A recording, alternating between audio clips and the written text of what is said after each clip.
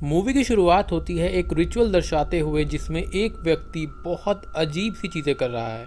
अब scene cut होते ही दिखाई देता है एक घर जहां पर दो लड़कियां बैठी हुई हैं, किसी का इंतजार कर रही हैं और साथ में घबरा भी रही हैं। एकदम से उन दोनों की नज़र एक फोटो पर जाती है जिसमें एक व्यक्ति हवा में लेविटेट कर रहा है, शायद किसी रूहानी ताकत की मदद से।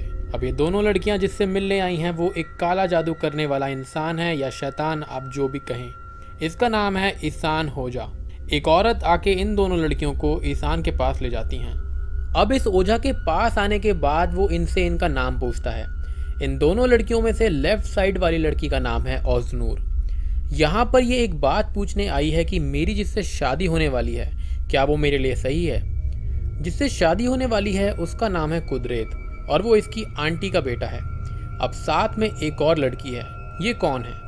दोस्तों मैं बता दूं, इसका जिक्र सिकिन के पार्ट 2 में होगा जो कि बहुत जल्दी आएगा। ओझा कुछ मंत्र पढ़ता है और कुछ जले हुए कोयले के टुकड़े पानी में डाल देता है। वो ये कहता है कि रूहानी ताकत इसका जवाब तुमको खुद देगी। अब ओजनूर के साथ में बैठी लड़की के अंदर रूहानी ताकत आके कहती है कि कुदरत से शादी बिल्कुल मत करना, वो तुम्हारी मौत का कारण बनेगा, हमेशा दूर रहना उससे। अब 12 साल बीत जाते हैं। महीना और साल था मई 2009। एक सीन आता है जहां पर ओजनूर एक आदमी के साथ काफ़ी लड़ाई झगड़ा कर रही है। यह व्यक्ति और कोई नहीं बल्कि कुदरत है जिससे रूहानी ताकत ने ओजनूर को दूर रहने का मशवरा दिया था। इनकी बातों से यह पता लगता है कि ओजनूर 4 मंथ्स प्रेग्नेंट है और इन दोनों के आपस में अफेयर चल रहा था क्योंकि ओजनूर कुदरत से जिस्मानी रूप से प्यार में थी। वो प्रेग्नेंट भी इसलिए हुई थी ताकि वो इससे शादी कर सके। तभी कुदरत गुस्से में इसको धक्का दे देता है और ओजनूर की हालत बिगड़ने लगती है। सीन कट होके हमको 3 लोग दिखाई देते हैं जो कि है एक कुदरत की बीवी नीसा, उसकी अंधी बेटी जायदा और एक पैरालाइज सास जो कि खुद से कुछ नहीं कर सकती। ओजनूर को ये रिश्ते में बहन बोलती है क्योंकि कुदरत उसका दूर का भाई ही था। अब ओजनूर हॉस्पिटल पहुंच जाती है जहां उसको होश में आने के बाद पता लगता है कि उसका बच्चा अब इस दुनिया में नहीं रहा। वह कुदरत से काफ़ी गुस्सा होती है और इस हादसे के लिए और उसकी मुश्किलों के लिए उसको कसूरवार ठहराती है। कुदरत काफ़ी रिलैक्स हो जाता है क्योंकि ओजनूर कुदरत की बीवी नीसा और उसकी बच्ची को जाके उनके अफेयर के बारे में बताने वाली थी। वो दोनों काफ़ी ज़्यादा झगड़ा करते हैं हॉस्पिटल में भी और कुदरत उसको एक एडवाइस देता है कि मुझसे और मेरी फैमिली से दूर रहो, नहीं तो सब कुछ जाके तुम्हारे पिता को मैं बता दूंगा। ऐसा कह के वो वहाँ से चला जाता है और ओजनूर एक बदले की आग में कहती है, सिर्फ तुम ही मेरा प्यार हो और कोई नहीं। इन सब टेंशन में कुदरत रोज शराब और सिगरेट पीने लगता है। वो उस रात घर वापस आता है और बहुत परेशान था। सोने के बाद उसको एक सपना आता है कि उसकी बेटी उसके पास आके अपने दोनों हाथों में 2 आंखें ले रखी है और कह रही है कि पापा ये मेरी आंखों में लगा दो ताकि मैं आपको देख सकूं। इस डरावने सपने से उठने के बाद कुदरत को अपनी गलती का अफसोस होता है और वह यह कहता है कि काश उस दिन मैं अपनी बीवी को हॉस्पिटल ले जाता तो शायद आज जायदा ऐसी नहीं होती। अब थोड़ी सी कहानी मैं आपको बता देता हूँ ओजनूर के बारे में। जैसा कि ओझा ने कहा था, उसने कुदरत से शादी नहीं करी। ओजनूर ने शादी करी थी अली इस्माइल से, जिसकी मृत्यु हो गई थी और अब वो अपनी सास के साथ एक विडो के रूप में रह रही थी। कुदरत अपने दोस्त के साथ थोड़ा डिस्कस करता है उसके अफेयर के बारे में, पर तभी ओजनूर का फ़ोन आता है। वह ओजनूर से साफ कहता है कि मुझे कॉल मत करो और वो गुस्से में जा रही थी फिर से उसी ओझा के पास जहां वो शुरुआत में गई थी और वो कुदरत को पाने के जुनून में बिल्कुल डूब चुकी थी। ओझा के मना करने के बाद भी उसको कुदरत के लिए लस्ट था। अब यहाँ एक सीन आता है जायदा और उसकी माँ के बीच में। वो कुछ कह रही है कि मम्मी कुछ बहुत बुरा हुआ है और आप पापा को बिल्कुल मत बताना। यह मूवी का सबसे बड़ा ट्विस्ट था और मैं शुरुआत में ही समझ गया था कि यहाँ पर मूवी कैसे मोड़ लेगी और मैं उम्मीद करता हूँ कि मेरे काबिल सब्सक्राइबर जिन्होंने ये मूवी देखी होगी वो भी ये बात समझ गए होंगे। ओजनूर एक काली रात में पहुँच जाती है उस ओझा के पास। अब यहाँ ओजनूर अपने पास रखे हुए पैसे और सोने के कंगन ओझा को देकर कहती है कि कुछ ऐसा कर दो जिससे कुदरत बस मेरा हो जाए और अब ये जिंदगी और मौत का सवाल है। ओझा मान जाता है और कहता है कि मैं कुदरत की बीवी पर एक बिग स्पेल चलाऊंगा। यह सबसे शक्तिशाली जादू टोना है जो कि सिर्फ मैं ही कर सकता हूँ। ओझा कहता है कि शैतानी जीव हमारी तरह ही क्रिश्चियंस मुस्लिम होते हैं, पर इनमें से एक ऐसी ट्राइब एनजार जो कि मुस्लिमों से बहुत नफरत करती है। मुझे उस ट्राइब में से एक शैतान को मनाना होगा नीसा को पोजेस करने के लिए। नीसा को पोजेस करते ही 5 दिन के अंदर उसकी और उसके खून से जुड़े रिश्तेदारों की मौत हो जाएगी और कुदरत उसका हो जाएगा। पर क्या ऐसा हो पाएगा? ये बात तो हमें मूवी के अंत में ही पता चलेगी। अब मैं आपको इस पिग स्पेल की विधि बता देता हूँ।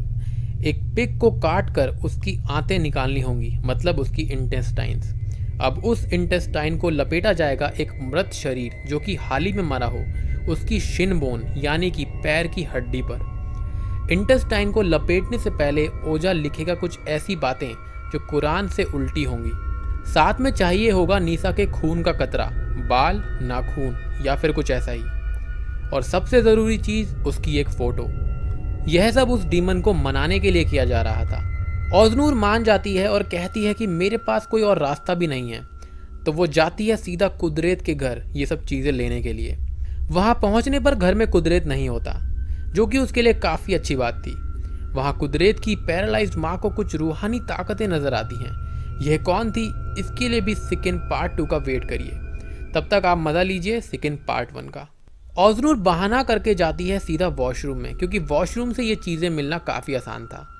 वहाँ उसको मिलता है एक यूज सैनिटरी पैड, एक कंघे में बाल, और ये दोनों चीज़ें लेकर वो वहाँ से निकल जाती है। पर कुदरत वहाँ उसको मिलता है और खूब गुस्सा करता है कि यहाँ कभी मत आना।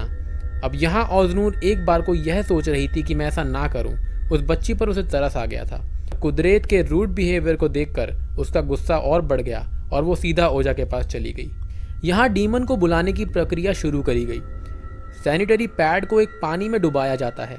उस पानी को डाला जाता है पिग की आंतों में।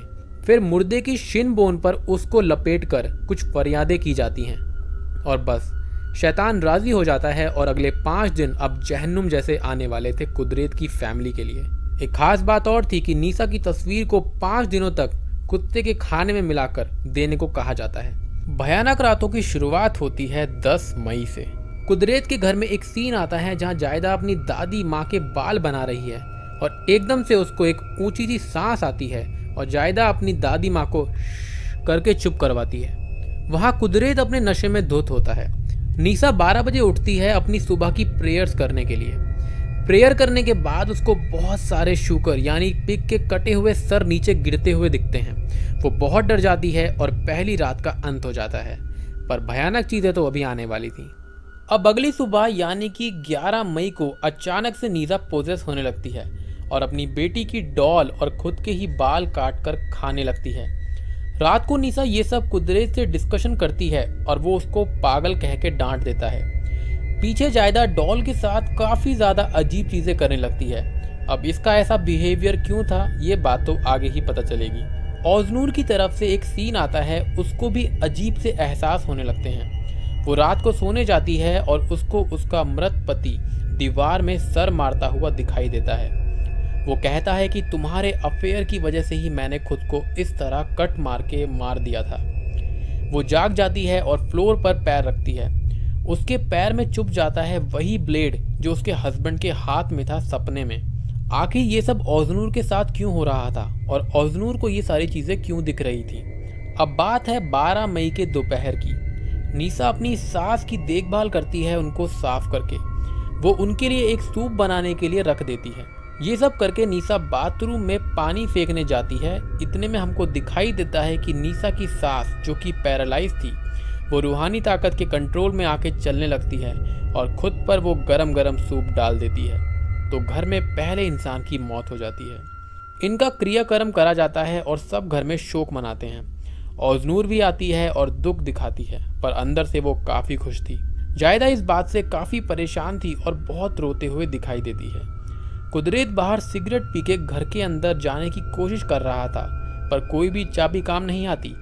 अचानक से ही अपने आप गेट खुल जाता है और अंदर उसको अपनी बेटी की आवाज़ सुनाई देती है, पापा पापा। अब अंदर जाते ही कुदरत की बीवी और ऑज़नूर एक रूहानी ताकतों के रूप में उसको डराती है। अचानक से वहाँ भी होती है उसकी बेटी जायदा। वो बहुत घबरा जाता है। उस रात का अंत होता है और 13 मई की सुबह कुदरत अपनी बीवी नीसा की बात मान लेता है। कुदरत एक प्रीस्ट की मदद लेने की बात कह के प्रीस्ट के पास चला जाता है। यहाँ प्रीस्ट एक बॉडी को नहला धुला रहे थे। कुदरत उनसे बात करता है और कहता है कि मेरे घर में कुछ बहुत बुरा हो रहा है। प्रीस्ट बोलते हैं कि तुम्हारे घर में तुम्हारी बीवी एक जिन के द्वारा पोजेस हो गई है। यह डेल्यूजन दिखाना और एक शैतानी जिन का ही काम है। अब यहाँ प्रीस्ट ये कहता है कि दो बातें हो सकती हैं, या तो बुरी शक्ति को तुमसे कुछ दिक्कत है, या फिर तुम्हारे यहाँ किसी को तुमसे दिक्कत है और उसने जिन को भेजा है तुम्हारी बीवी को पोजेस करने के लिए। इन शॉर्ट, प्रीस्ट उनकी मदद करने के लिए तैयार हो जाता है। अब 13 मई की रात को दो हादसे होते हैं, एक नीसा के साथ और एक ओजनूर के साथ। पहले आते हैं नीसा पर।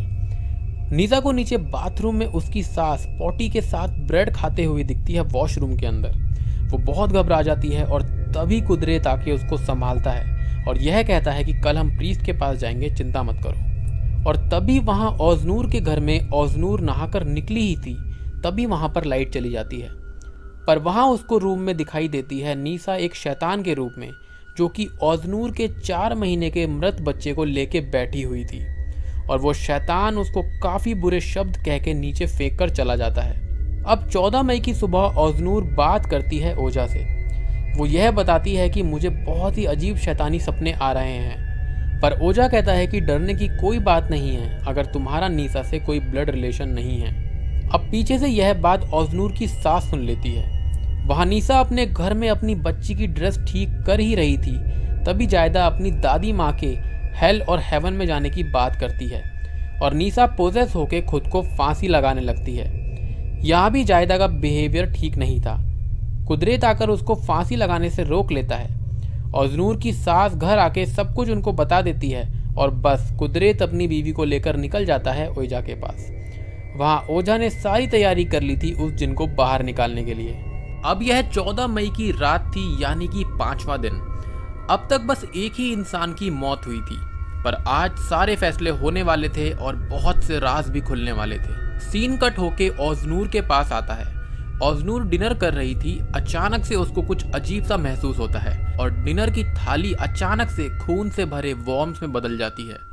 वो वॉमिट करती है और उसके मुंह से बाहर आते हैं बहुत सारे वॉर्म्स। वो किसी को फोन मिलाने जाती ही है, पर अचानक से वो किसी को देखकर बहुत घबरा जाती है और उसका पूरा शरीर टेढ़ा मेढ़ा होने लगता है। उसकी सारी हड्डियां टूट जाती हैं और ओजनूर की मौत हो जाती है। वो कहते हैं ना कि अगर किसी और के लिए गड्ढा खोदोगे तो उसमें आप खुद भी गिर सकते हो, और ओजनूर की बदले की आग में यही हुआ। अब आखिरी स्टेज आती है जहां पर प्रीस्ट नीसा को बैठा देता है एक चेयर पर, जो कि कुरान की किताबों से घिरी हुई थी, ताकि वो जिन वहां से बाहर ना जा पाए। अब नीसा पर झाड़ फूक शुरू होती है।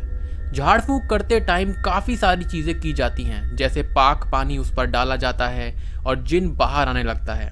वो जिन काफ़ी तकलीफ देता है, पर प्रीस्ट उस पर एक लकड़ी से बने हथियार से वार कर देता है, ये कहकर कि भरोसा रखो, इससे बस जिन बाहर आएगा।